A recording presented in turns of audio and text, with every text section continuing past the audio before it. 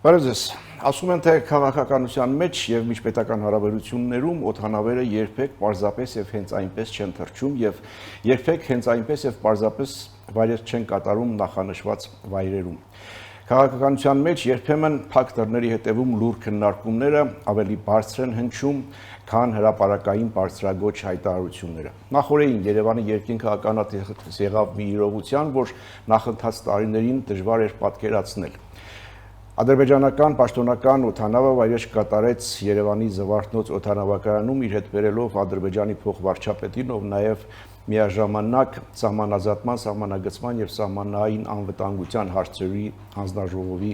նախագահն է, բայց ոչ միայն նրան։ Փոխվարչապետի հետ Հայաստան բերեց նաև հարցերի մի տրցակ, որ այսօրերին քննարկվում է Հայաստանի հանրային քաղաքական շրջանակներում։ Եվ մինչ աղբերանում երկու կողմերը քննարկում էին, համաձայնեցնում եւ իրար էին փոխանցում սահմանազատման, սահմանագծման ուղեցույցները եւ նախագծերը, տեղեկատվական դաշտում պայթեց ականը։ Իսկ այդ պայթյունը այն մասին էր, թե Հայաստան են պատրաստում վերադարձնել 300,000 ադրբեջանցի եւ Սյունիքը լինելու է ընդհանուր տուն, այսպես ասած։ Այսօր փորձելու ենք դիտարկել պրագմատիկ քաղաքականությունը եւ տեղեկատվական մանիպուլյացիաները եւ ոչ միայն դիտարկել, այլև փորձելու ենք դրանք զանազանել եւ տարանջատել, զատել։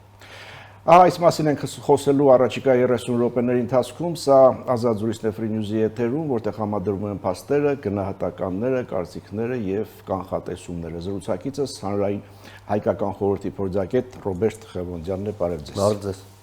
Եվ ուրեմն ադրբեջանական պաշտոնական օդանավը Երևանի Զվարթնոց օդանավակայանում, սա ընդամենը կարծում եք տեխնիկական հարմարավետություն է, թե հոգեբանական ինչ-որ մի շեմ հաղթահարելուն ուղղված քայլ։ Ամենայն հավանականությամբ կարելի է խոսել եւ-ի մասին, այո, տեխնիկապես նման բան չէր տեղի ունենում նախկինում, թեև ես հիշեցնեմ, որ նախորդ տարվա վերջին տեղի ունեցել քաղաքասարակության ներկայացուցիչների այց Հայաստան հենց օդանավով, բայց պաշտոնական ինքնաթիռ, այո, առաջին անգամ է գալիս ուղիղ Հայաստան եւ հոգեբանական պատնեշն էլ, այո, այստեղ հաղթահարվեց։ Պետք է նշել, որ, այսինքն ես հույս ունեմ, որ սա կլինի սկիզբը եւ նմանատիպ այցեր ավելի հաճախ կլինեն։ Շատ լավ կլիներ, եթե նմանատիպ մեկ այցել լիներ ընդհանրապես մեկ շաբաթ անց, երբ տեղի ունենալու Եվրոպայի համայնքի այդ գագաթաժողովը, ցավոք սրտի դա չի նախատեսվում, Ադրբեջանի ղեկավարը հրաժարվել է Երևան ժամանելուց, բայց հուսանք, որ այլ առիթներով նմանատիպ այցելություններ հաճախակի կլինեն, որովհետեւ դա է խաղաղությունը պաշտպանելու, պահպանելու եւ հետագա էսկալացիայից խուսափելու միակ հնարավորություն։ Ադրբեջանի նախագահը հրաժարվել է, բայց հիմա ոչ պաշտոնական տեղեկություններ են շրջանառվում, որ Ուկրաինայի նախագահն է պատրաստվում, հավանական է համենայն դեպս, սա ի դեպ կա մի միջայլոց, եթե առիթ եղավ այդ մասին խոսենք, բայց ելի վերադառնալով Ադրբեջանի փոխվարչապետի այցին եւ այն հանդիպանը, որ տեղի ունեցավ Աղբերանում, նման դեպքերում հաղորդագրությունները սովորաբար շատ ջլատ են լինում, զուսպ են լինում եւ պետք է կարողանալ կարդալ տողատակերը, ինչ տպավորություն ստացակ այդ հաղորդագրություններից։ Արդյոք մենք գործ ունենք սահմանազատման, սահմանագծման աշխատանքների նոր փուլի հետ։ Ամենայն հավանականությամբ այս ընթացքում ելի շարունակում են սակարկել կարմիր գծերի շուրջ։ Ամենայն հավանականությամբ մենք գործ ունենք նոր փուլի հետ եւ այդ փուլը շատ հնարավոր է շուտով սկսվի։ Ինչու, որովհետեւ տեսեք, խոսք է գնում հանրային հաղորդակցության մեջ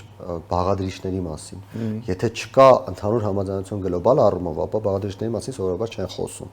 Եթե արդեն համաձայնեցել են բաղադրիչներ, կարելի է ենթադրել, որ կա գլոբալ համաձայնություն։ Գլոբալ համաձայնությունը ինչի շուրջ է սպասվում, որ պետք է լիներ։ Մենք գիտենք, որ կա կանոնադրությունը հաստատված համազատման սահմանագծման, արդեն շուտով 1 տարի կլինի մի քանի ամսից, կա առաջին օրինակը համազատման սահմանագծման եւ կա տրամաբանությունը, որը հաստատվել է հենց այդ կանոնադրությունում, թե ինչպես որտեղից պետք է սկսվի եւ ուր պետք է գնա, ընդ որում տրիպի համաձայնագիրը ստորագրելուց հետո այդ տրամաբանությունը նաեւ լրացվեց նոր բաղադրիչով, առայն որ այն հատվածներում, որտեղ անհրաժեշտ է լինելու շատ արագ անել համազատում սահմանագծում, դա կարվի արտահերթ։ Արտահերթ կանեն, հետո կվերադառնան։ Այո, եւ հետո կվերադառնան հիմնական տրամաբանությանը։ Եվ պետք է նշեմ, որ սպասվում էր, թե ինչ քարտեզներ պետք է համաձայնեցվեն եւ ինչ քարտեզների շուրջ պետք է իրականացվի ի վերջո համազատում սահմանագծումը։ Ենթադրելով, որ տեսեք բաղադրիչների մասին հայտարարությունները կան, դրանից կարելի է եզրակացնել, որ որոշակի քարտեզային տրամաբանություն ամեն դեպքում համաձայնեցվել է, որը կարող է լինել այդ քարտեզային տրամաբանությունը, դա կարող է լինել այն, ինչը հաստատված է հենց կանոնադրության մեջ, այն, որ Հայաստանը եւ Ադրբեջանը ընդունում են այն քարտեզները, որոնք գործել են 1991 թվականին խորհրդային միության փլուզման պահին։ Իսկ այդ ժամանակ գործել են այն քարտեզները, որոնք գծված են եղել 70-ական թվականներին, այնտեղ մի շարք քարտեզներ են, եւ քանի որ ինչպես նշեցի, բաղադրիչների շուրջ արդեն կա որոշակի հայտարարություն, ես ենթադրում եմ, որ այդ քարտեզների շուրջ էլ համաձայնությունը ձեռք է բերվել։ Շատ լավ, մինչ աղբերանում այդ քննարկումը շարունակվում էր, տեղեկատվական դաշտում այդ պայթյունները տեղի ունեցան, նկատի ունեմ Գաբրելյանովի այդ գրառումները, ինչ է սա ձեր գնահատմամբ տեղեկատվական դիվերսիա, թե արտահոսք։ Մի քանի կերպ կարելի է բնորոշել, բնութագրել տեղի ունեցողը։ Առաջինը եւ գլխավորը իհարկե Ռուսաստանի հիբրիդային հարձակման հերթական ուղղություն, հերթական փուլ, հերթական առիթ, որը Ռուսաստանից օգտագործվում է, այս անգամ Գաբրիելյանովի միջոցով։ Այն, որ Գաբրիելյանովը Կրեմլի հիբրիդային գործիքներից մեկն է, կարծում եմ այստեղ ընդ որում գործիքի եւ փոխաբերական եւ զուտ վիրավորական իմաստով, կարծում եմ այստեղ որևէ չվիրավորենք, բայց ես չեմ վիրավորում, բայց ամեն դեպքում եթե ինչ-որ մեկը կատարում է ինչ-որ դեր, ես այդ դերը նախանշում եմ, նա իրականացնում է այդ դերը, հանդես է գալիս որպես գործիք, եւ այստեղ կարծում եմ կասկած չկա, որ նա այդպիսի մարդ է, ով այդ աշխատանքում, այդ գործընթացում դերակատարում ունի։ Եկեք հիշենք, թե ինչպես տեղի ունեցավ, սկզբում գրառում արեց, թե մի 2 ժամից ինձ կասեն, թե ինչի մասին է այդտեղ խոսակցություն գնացել, հետո գրառում արեց, ասես պատրաստեց մարդկանց հանրության, հետո գրառում արեց, թե մարդիկ են գալուց Սյունիքի ինչ-որ տուն է դառնալու, այսպեսի ինչ-որ անուններ նշեց։ Խոսեց այդ 300,000-ի վերադարձի մասին, հետո Սյունիքը ընդհանուր տուն, բայց հետո էլի մի գրառում եղավ, չէ՞, թե երևի բաց են թողել երրորդ գրառումը, երկուսն եմ տեսել ես 2 ժամ առաջ եւ հենց այդ որ մարդկանց մասին եւ Սյունիքի մասին եւ անմիջապես Հայաստանում այն շրջանակները, որոնք օգտվում են նման ուրեմն նյութերից կամ որոնց առաջադրանքն է կարելի ասել նման նյութերը վերցնել տարածել, այդպես խլեցին այդ նյութը եւ սկսեցին տարբեր տարբերակներով փչացած հեռախոսի էֆեկտի նման այդպես տարածել եւ 300,000-ը ես չեմ զարմանում եթե մի օր դառնա 1 միլիոն Սյունիքի փոխարեն Հայաստանը ինչ որ այդպեսի տուն դառնա եւ այլն, ինչպես սովորաբար լինում է փչացած հեռախոսի էֆեկտի ժամանակ, ինչը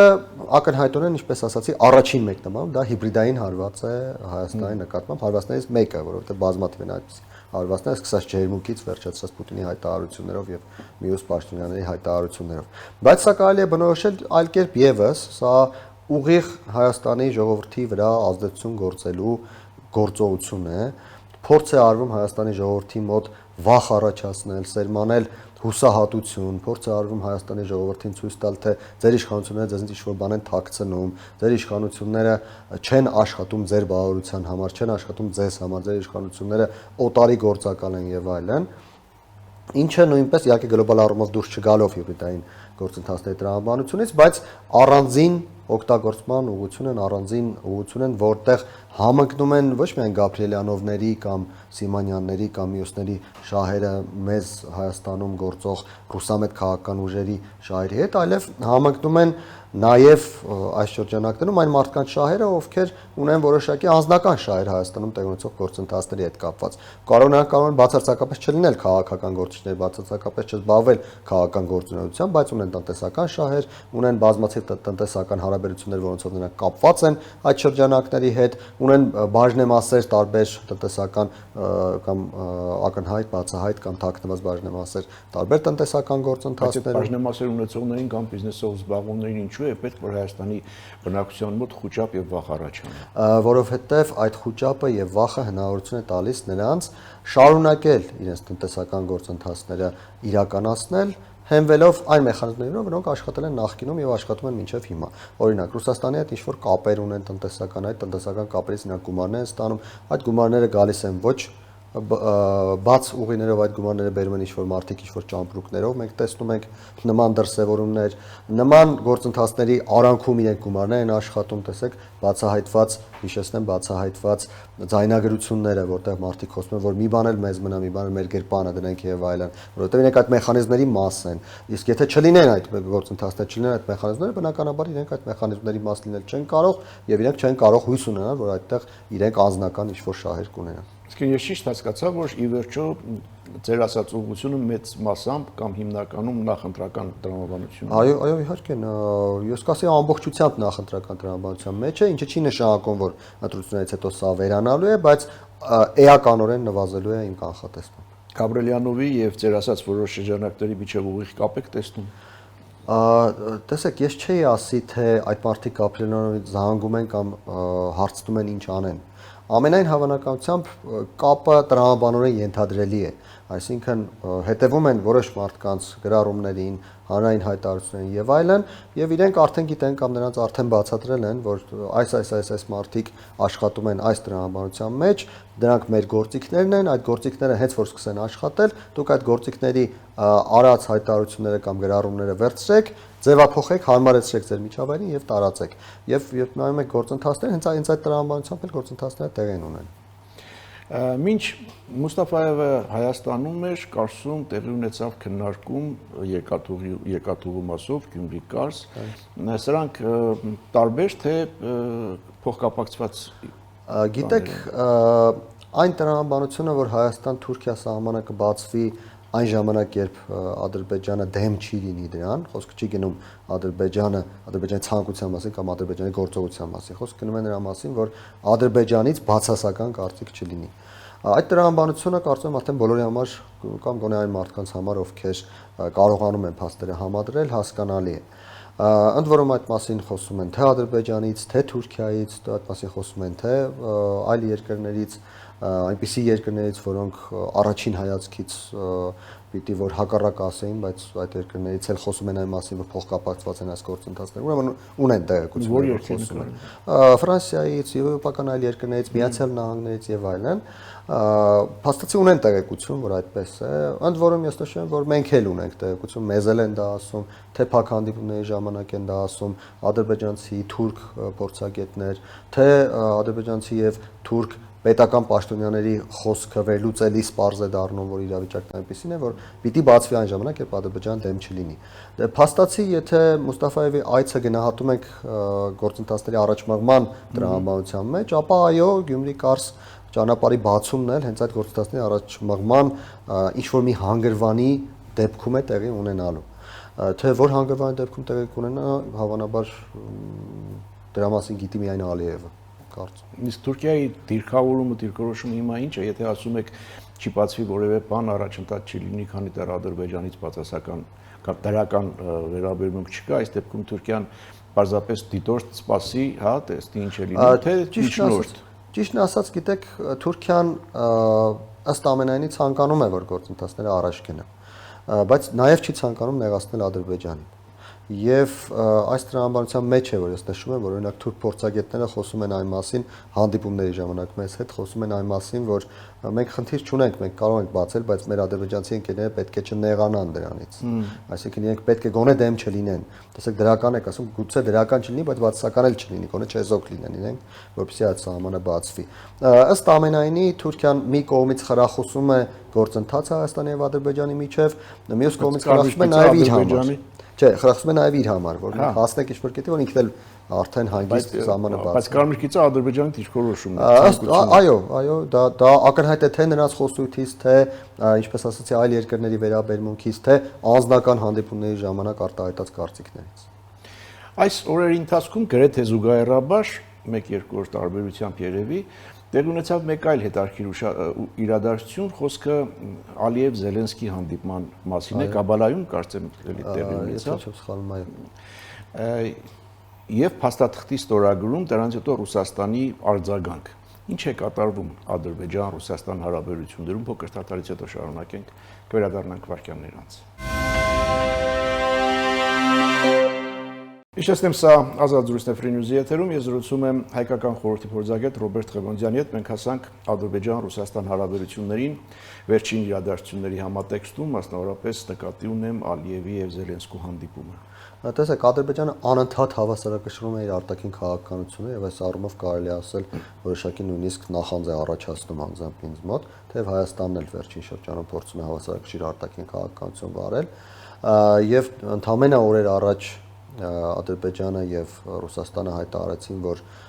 վերջացած են համարում օդանավի հետ կապված խնդիրը, իրենց միջև ամեն ինչ հարթվել է, նոր իրավիճակ է ձևավորում եւ այլն, եւ դրանից օրեր անց Ալիևը հանդիպում է Զելենսկուն եւ ռազմատեխնիկական համագործակցության համաձայնագրին է ստորագրում։ Ես կարծում եմ այս երկու գործընթացները պետք է դիտարկել ընդհանրության մեջ։ Դրանք հենց Ադրբեջանի կողմից արտաքին քաղաքականության հավասարակշռման մաս են կազմում։ Կտրուկ շրջադարձերով չէ հավասարակշռությունը։ Ես չէի ասի, որ այստեղ կտրուկ շրջադարձեր կան, իհարկե իրավիճակներ կան, երբ Ռուսաստանին դուր չի գալիս եւ բավական կոշտ է լինում արձագանքը, այնքան ինչքանով Ռուսաստանը այսօր կարող է, հավանաբար միակ գործիքը մնացել է ճնշելը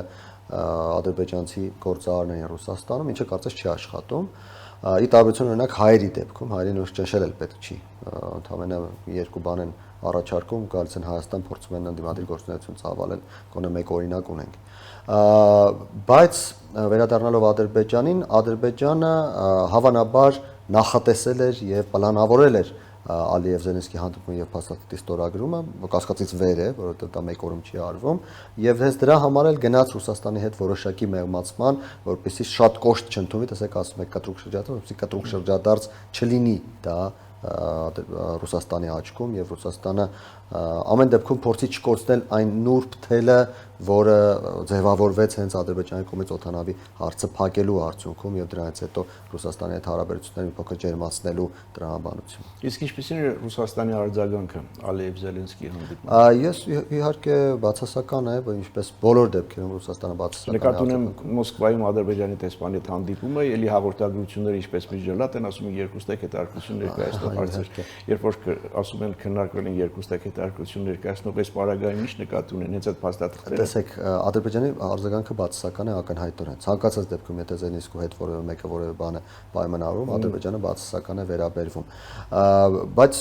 դա ունի որոշակի սահմաններ եւ Ռուսաստանը ունի կարմիր գծեր, որոնք չի հատի։ Նույնը ունի միջալուց Հայաստանի հետ էլ, ոչ միայն Ադրբեջանի դեպքում։ Իհարկե Փաշինյանի վերընտրվելու հարցին բացասական են վերաբերվում, բայց վերընտրվելու է ըստ ամենայնի, ինչից հետո Ռուսաստան շարունակելու է աշխատել Հայաստանի հետ։ Նույն կերպ Ալիևի եւ Զելենսկու փաստաթղթերին բացասական են վերաբերվում, չգիտեմ, ադրբեջանական Գաբրիելյանովները գուցե ինչ-որ այդպես թունոտ մաղձոտ հայտարարություններ անեն կամ հայտարարեն, որ գաբալան դառնում են ընդհանուր տուն Հայաստանի հետ, բայց դա չի նշանակում, որ Կրեմլը Ադրբեջանի հետ չի աշխատելու։ Ընդհակառակը Կրեմլը Ադրբեջանի հետ աշխատելու է շատ ավելի ինտենսիվ, փորձելու է իր շահերը ավելի լավ իրացնել Ադրբեջանի հետ։ Կրեմլի կողմից պատժելու գործիք չունեն, չունեն գործիք, ցեք մենք ասում ենք, որ Հայաստանի դեպքում Գաբրիելյանովները եւ այլն գործիք են, Ադրբեջանի դեպքում դա էլ չունեն։ Իհարկե Հայաստանի դեպքում նրանք արդեն չաշխատող գործիք են փաստացի, Ադրբեջանի դեպքում նույնիսկ այդ չաշխատող գործիքները չկան։ Ռուսաստանը ընդհանրապես կարողացավ ճնշել ադրբեջանցի տնտեսվարողների իր մոտ, երբ բավական թեժ իրավիճակ էր կապված օդանավի հետ ադրբեջանական, որին հարվածել էին,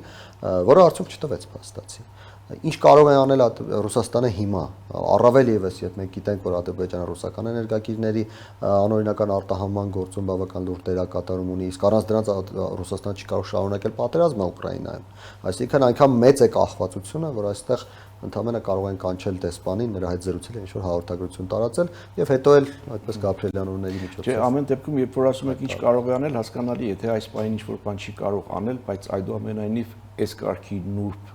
զգայուն թեման ազդեցություն կթողնի որոշակի օրին Մոսկվայի դիրքորոշման հարաբերությունների վրա։ Ես այսօր չեմ պատկերացնում, թե ինչ ազդեցություն կամ դա ինչ հետևանք։ Վերջո Ադրբեջանի նախագահը, որը 2020 թվականի փետրվարի 22-ին ռազմավարական համագործակցության 22 թվականի, համագործակցության պայմանագիր ստորագրել Ռուսաստանի հետ, հիմա այդպիսի փաստաթուղթ տեստագրում Ուկրաինայի հետ, որի հետ անհաշտ պայքարի պատերազմի մեջ է Ռուսաստանի։ Եկեք հիշենք, որ Ռուսաստանի նախագահն էլ, որը Հայաստանի հետ ուներ ռազմավարական դաշնակցության պայմանագիր, ձեր նշած նույն ամսաթվին պայմանագիր ստորագրեց Հայաստանի հետ փաստացի պատերազմի մեջ գտնվող եւ Հայաստանի 10-ը օկուպացրած Ադրբեջանի հետ։ Միջազգային հարաբերություններում դա նորմալ է եւ երկրները գործում են ելնելով իրենց հնարավորություններից։ Ռուսաստանը կարող էր հաշվի չառնել Հայաստանի դիրքորոշումը եւ ստորագրել, հիմա էլ Ադրբեջանը կարող է հաշվի չառնել Ռուսաստանի դիրքորոշումը եւ ստորագրել։ Եվ երկուսն էլ արել են այն, ինչ ձեռնտու է իրենց պետություններին։ Երբ պետք է ստորագրել, երբ պետք է մոռանալ, որ ստորագրել է։ Երբ անհրաժեշտ լինի։ Այս հարցն էլ փորձենք ամփոփել, սա ինչ որ կերպ փոխում է Ռուսաստան-Ադրբեջան հարաբերությունների տրամաբանությունը, հավասարակշռությունը որևէ կերպ չի փոխում։ Որևէ կերպ չի փոխում։ Ռուսաստանը եւ Ադրբեջանը հարաբերվում են այնքան, ինչքան այսօր Ռուսաստանը կարողանում է իր ազատությունը պահպանել եւ այնքան, ինչքան Ադրբեջանը այսօր շահ ունի Ռուսաստանից։ Որ պահին, որ ավելին կլինի Ռուսաստանի հնարավորությունները, բնականաբար կփորձի Ռուսաստանը ավելին անել, կփոխվեն այդ ժամանակ, բայց հաշվի առնելով Ռուսաստանի հնարավորությունները եւ Ադրբեջանի հնարավորությունները, ընդ որում եւ բացասական եւ դրական իմաստներով, այս պահին նրանք հարաբերվում են այնքան, ինչքան այդ հնարավորությունները թույլ են տալիս։ Դա Ռուսաստան-Ադրբեջան հարաբերություններից նորից վերադառնանք Ադրբեջան-Հայաստան հարաբերություններին, մենք պաշտոնական մասը քննարկեցինք մեր զրույցի առաջին հատվածում, բայց այստեղ կա նաև երկրորդ տրեկը, հա, քաղաքացիական հասարակություն, խաղաղության կամուրջ նախաձեռնություն եւ առիթ չի եղել վերջին անգամ ձեր այցից հետո, ձեր խմբի այցից հետո հանդիպել, ինչ էիք քննարկում, որտեղ էր։ Հանդիպումը Գաբալայում էր 20-ական մասնակցել 1 մարդ ավելի էր իրենց կողմից 21-ն իրենք, մենք 20 ենք, դա կապված է նրա հետ, որ Հայաստան գալուց իրենցից 1 մարդ չէր եկել եւ այնտեղ այդ 1 մարդը ավելացավ, որպեսզի հավասարակշռություն լինի։ Քննարկումը բոլոր այն հարցերի վերաբերյալ էին, որոնք հուզում են երկու հասարակություններին։ Ես նշեմ, որ թե մենք այստեղ, թե ադրբեջանցիները իրենց երկրում տնային աշխատանք են կատարել եւ շարունակում են կատարել այդ աշխատանքները, հանդիպում ենք մարդկանց հետ եւ մայրաքաղաքում եւ մարզերում, պատմում ենք ինչ է տեղի ունենում, իրենց կարծիքն ենք լսում, իրենց հուզող հարցերն ենք հավաքագրում, հետո այդ հարցերով գնում ենք եւ փորձում ենք այդ հարցերին լուծումներ գտնել հանդիպումների ժամանակ։ Իհարկե մենք որոշում կայացնողներ չենք, մենք ասայի լուծումներ գտնել չէ։ Լուծումներ գտնել նշանակում է հասկանալ, թե մենք քաղաքացիական հասարակության մակարդակում ինչ կարող ենք անել կամ ինչ կարող ենք ներկայացնել մեր իշխանություններին, մեր հասարակություններին եւ մեր իշխանությունները, մեր հասարակությունները ինչպես կարող են հետագայում դրան այդ հարցերից մի քանիսը կնշեք։ Գլխավոր հարցը, որը կարծում եմ շատ կհետաքրքրի մեր ակնդիրներին, դա գերիների հարցն է, որի վերաբերյալ բազմաթիվ ուրեմն հարցեր են եղել, բազմաթիվ տարբերակներ են առաջարկվել, որոնց հիմնական տրամաբանությունը եղել է այն, որ գերիները պիտի վերադառնան, չեն կարող մնալ այնտեղ, ընդ որում եւ քաղաքասարակության հետ հանդիպման ժամանակ եւ Ալիևի օգնականի հետ հանդիպման ժամանակ այդ հարցը բարձրացվել է։ Իրենց կողմից պատասխանը եղել է, որ դա մեզ համար զգայուն հարց է, ժամանակ է պետք հասկանանք ինչ է լինում, հանցանք են գործը եւ այլն, դիվանագիտական պատասխաններ են եղել, բայց ամեն դեպքում, ինչպես մեր իմաստուն ժողովուրդն է ասում, կաթիլը քար է ծակում, մենք կարծում ենք, որ մեր ներդրումը որոշակի ազդեցություն ունենալու է այդ հարցում։ Խոսել ենք նաև բազմաթիվ այլ հարցերի մասին, սկսած առևտրից մինչև սահմանազատման հարցեր, սահմանների բացման հարցեր, եւ մենք սովորաբար խոսում ենք այն իրողությունների վրա, որոնք ձևավորված են, այսինքն Հայաստանը եւ Ադրբեջանը ստորագրել են այն ինչի մասին խոսեցինք, սահմանազատման, սահմանագծման կանոնադրություն։ Դա ինչ է նշանակում, դա ինչպես կարելի է մեկնաբանել, հասարակությունները ինչպես են դա անցալում, հասարակությունների համար որտեղ է խնդիրը, այդ խնդիրների ինչ լուծումներ են հնարավոր, ինչպես կարելի է դիմել օրինակ իրենց իշխանություններին, մենք մեր իշխանություններին, որպեսզի այդ հարցին տան ավելի հասարակության համար անկալելի եւ հասկանալի լուծում, ինչպես կարելի է բացատրել հասարակություններին, թե այս բանը ինչ է նշանակում կամ այս մյուս հարցում ինչպիսին է մյուս կողմի դիրքորոշումը, այսինքն բավական կառուցողական զրույց, շատ դեպքերում բանավեճեր, բավական սուր բանավեճեր, բավական սուր հարցեր, որոնք անձամբ իմ կարծիքով էական նշանակություն ունեն եւ էականորեն ազդում են խաղաղության գործընթացը ամրապնդելու վրա։ Կարելի է համարել, որ այնինչ անում են Հայաստանի եւ Ադրբեջանի քաղաքասարակության ներկայացուցիչները իրենց պետությունների պետական քաղաքականության շարունակությունն է։ Գիտեք, բազապես փորձագիտական կամ հանրային մակարդակում։ Գիտեք, ես չէի նշի, որ սա ուղիղ շարունակություն է պետական քաղաքականության։ Սա քաղաքասարակությունների կողմից սեփական ներդրումն ունենալն է այն գործընթացում, որը հիմա տեղի է ունենում։ Իհարկե Ադրբեջանի դեպքում անպայման սա պետք է նշենք, որ քաղաքասարակությունը ասվածը որոշակիորեն հարաբերական է, որովհետև գիտենք իրենց հասարակության կառուցվածքը, բայց եւ այնտեղ քաղաքասարակության կազմում կան բազմաթիվ իրարից կտրուկ տարբերվող դերեր խաղացող մարդիկ, ի տարբերություն Հայաստանի ներկայացուցիչների, որտեղ բոլորս այսպես թե այնպես որոշակի հանրության վրա ազդեցության առումով որոշակիորեն հարաբերականորեն հավասար հնարավորություններ ունենք։ Ադրբեջանի պատվիրակության կազմում այդպես չէ, մարդիկ կան, որոնք ավելի մեծ ազդեցության հնարավորություն ունեն, մարդիկ կան շատ ավելի փոքր ազդեցության հնարավորություններ ունեն, ու մենք դա հաշվի ենք առնում նրանց հետ շփվելիս, նրանց հետ հանդիպումների ժամանակ եւ այլն։ Եվ մյուս կողմից, այո, մենք եւ իրենք փորձում ենք, ինչպես ասացի, արկա իրողությունների հիմքի վրա մեր քննարկումները տանել եւ հասկանալ, թե ինչ կարելի է անել այդ հիմքի վրա։ Այս առումով, այո, պետական քաղաքականությունը ազդեցություն ունենում է, բայց մենք նաեւ փորձում ենք գտնել այն ուղղությունները, որտեղ մեր կարծիքով պետական քաղաքականությունը կաղում է եւ փորձում ենք հասկանալ, թե այդտեղ արդյոք հնարավոր է մեր ազդեցությունը օգտագործել ինչ-որ բան փոխելու համար։ Քննադատությունների ո՞նց եք վերաբերվում։ Շատ նորմալ։ Այդպես էլ պիտի լինի։ Այցելությունից հետո այդպես էլ պիտի լինի, տեսեք, ես նշեմ, որ ընդ որում այդ հանդիպման ժամանակ դրա մասին էլ է խոսակցություն եղել եւ Հայաստանում եւ Ադրբեջանում տարբեր կարծիք ունեցողներ կան։ Ընդ որում այս հարցում թեև Ադրբեջանը, ինչպես նշեցինք, այլ ռեժիմ է, ժողովրդավարություն չէ, ավտորիտար կառավարում է այնտեղ, բայց միևնույն է, հասարակության մոտ տարակարծությունը ակնհայտ է, ինչպես մենք մեզնից շատերը գտնում են, որ վստահության խնդիր կա, սահմանը բացելուց հետո անհանգստություն կա եւ այլն, այնտեղ էլ շատ-շատերը անհանգստություն եւ անվստահություն են Հայաստանի նկատմամբ, ընդ որում նշեմ մարդիկ կան իրենց հասարակությունում իրենց խոսքերով, որ ասում են, թե Հայաստանը մեզ խաբում է, ցանկանում են հարստանալ նորից հարձակվել մեզ վրա եւ այլն, ինչպես օրինակ մենք մեր հայ մասնակիցներից որոշները, ում հետ մենք հանդիպում ենք, ասում են, թե Ադրբեջանը խաբում է, վաղակա հարձակվում մեզ վրա։ Նորմալ է դա, ցանկացած կոնֆլիկտի, մանավանդ այսպիսի արյունալի կոնֆլիկտի, երկարատև կոնֆլիկտից հետո նման անվստահություն կա, դե բայց մենք գործում ենք այն պայմաններում, որը գոյություն ունի։ Հիմա մեր միջավայրը այդ անվստահության միջավայրն է։ Ավելի լավ Գերմանիայի, Ֆրանսիայի հասարակությունների այսօրվա միջավայր մենք չունենք։ Իսկ այն դիտարկումներին ինչպես եք վերաբերում, որ նման հանդիպումներում սովորաբար հաղթող կողմը ցեղանի շուրջ նստում է որպես հաղթող կողմ, պայմաններ թելադրող կողմ կամ ավելի խրոխտ, չգիտեմ, պայմաններով եւ ըստ էության հայկական կողմը կարող է դառնալ կամ դարձել է ադրբեջանական փափուկ ուժի տարածող Հայաստանում։ Գիտեք, կա նման մտայնություն մեր հասարակության մոտ։ Ես ճիշտ ասած չեմ նկատել դա, ընդհակառակը շատ դեպքերում մեր պատվիրակությունը շատ ավելի անզիջում է եւ շատ ավելի խորն է փորձում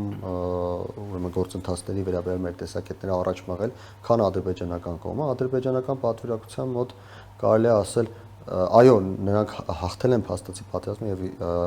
իրավիճակը հանգուցալուծվել է այնպես, ինչպես իրենք էին ցանկանում, բայց ամեն դեպքում նկատվում է, որ իրենք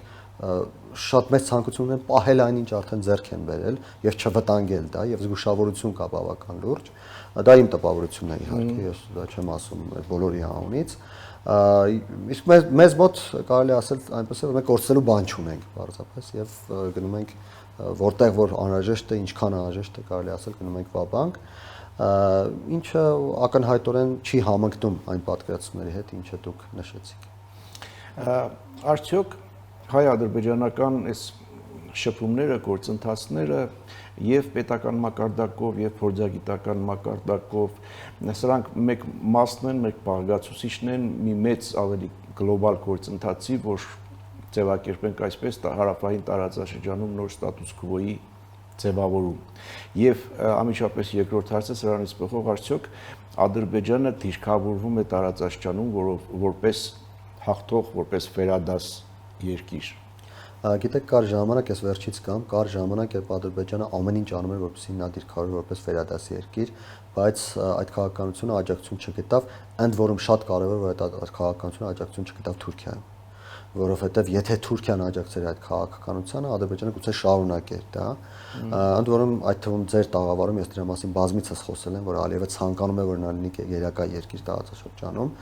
Վերջին զարգացումները հատկապես օգոստոսի 8-ից հետո այնիշ տեղի ունենում ցույց են տալիս, որ այնուամենայնիվ Ադրբեջանը գոնե նախագահի մակարդակով հետ է կանգնել իր այդ ցանկությունից, գուցե դա ժամանակավոր է, գուցե դա խորամանկություն է եւ այլն, չգիտեմ, բայց ամեն դեպքում այս պահին երևում է որ Ադրբեջանը հետ է կանգնել այդ մտայնությունից որովհետև Ադրբեջանը չի ցանկանում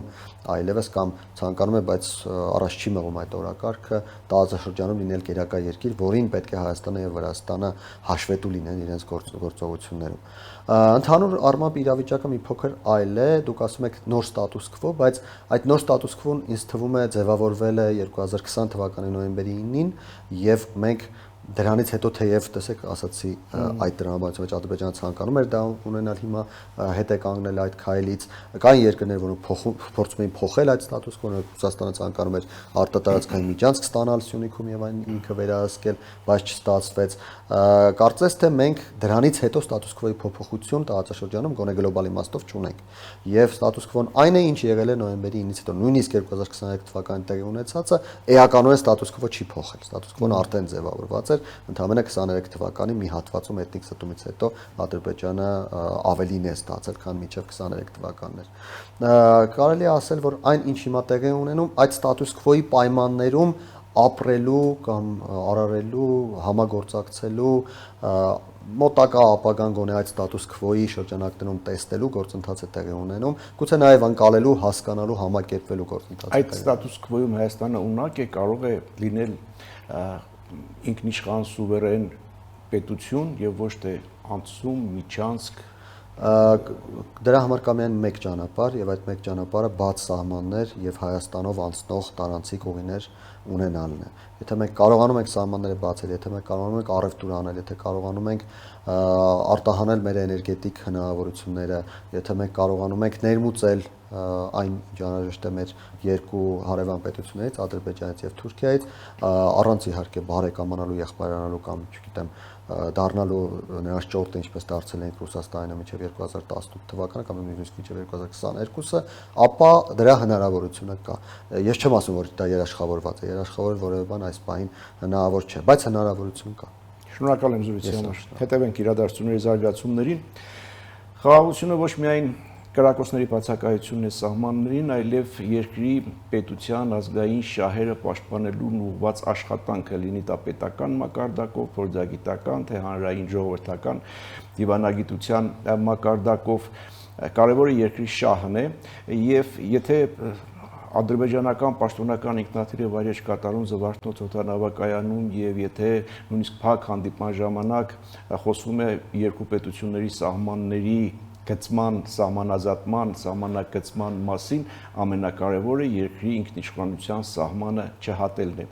Եվս մեկ բան մենք պետք է սովորենք կարդալ այլոց սցենարների տողատակերը, որպեսզի չդառնանք այդ սցենարների լուռ դիտորդը։ Սա ազատ զրույցներ Free News-ի եթերում ես զրուցում էի հայկական խորհրդի փորձագետ Ռոբերտ Ղևոնդյանի հետ։ Շնորհակալություն, որ հետևում եք, լավ մնացեք, կհանդիպենք։